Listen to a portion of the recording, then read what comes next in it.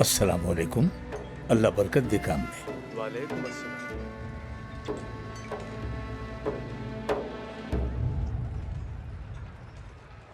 کیا بہرام آغا نے آنا شروع نہیں کیا؟ صبح سے تو آئے ہوئے تھے شیخ محترم، ابھی گھر گئے ہیں تھوڑا سا آرام کرنے.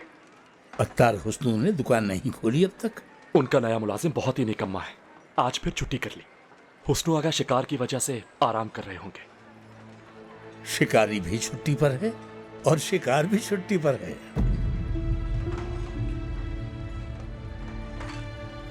خوش آمدید شیخ محترم، عزت افزائی ہے آپ کی.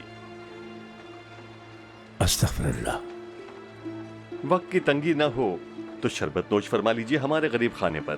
شربت تو آپ کے شیریں الفاظ ہیں مسعود آغا.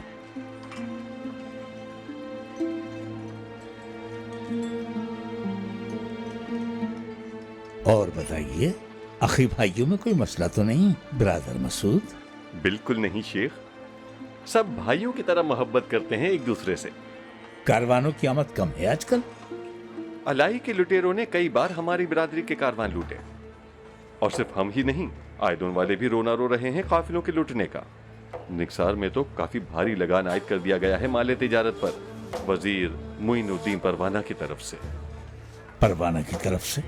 کس کے حکم پر؟ لوگ تو یہ سمجھتے ہیں کہ یہ صرف تاجروں کا مسئلہ ہے. مسئلہ سلامتی اور امن و امان کا ہے برادر مسعود. مملکت کا احوال آپ سے بہتر کون جانتا ہے شیخ؟ لٹیروں سے نمٹنے کے لیے ہمیں ہی گھات لگانی ہوگی. ملک کی حفاظت قونیہ محل میں بیٹھے حکمران نہیں کرتے، محنتی کاشتکار، دیانتدار لوہار اور نیک تاجر کرتے ہیں. اچھا ہاں، اخی برادری کا احوال تو بتاؤ، بات تو رہ گئی. جولہا اعظمی آغا بالکل ناسمجھ ہے، حماقت کر رہا ہے.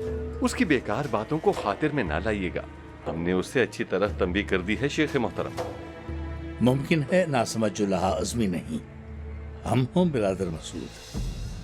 استغفر اللہ شیخ، چاہے جو بھی معاملہ رہا ہو، بات یہ ہے زندگی کے ہر مرحلے کے لیے ہمارے دین کی تعلیمات موجود ہیں. صرف درگاہ کے ہی نہیں، کسی کے بھی متعلق پیٹھ پیچھے غیبت کرنا جائز نہیں، اور یہ بات تو بالکل واضح ہے ہم سب پر.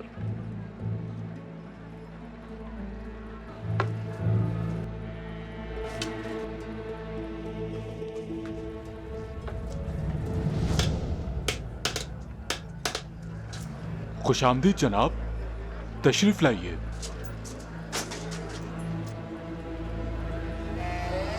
کیا خدمت کر سکتا ہوں آپ کی؟ کس کی تلاش میں ہیں آپ؟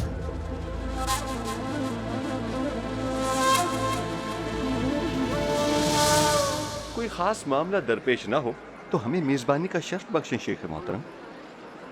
اس وقت نہیں برادر، کچھ ضروری کام نمٹانے ہیں ابھی تو. ہاں، ساتھ چلتے ہوئے گفتگو کر سکتے ہیں کچھ.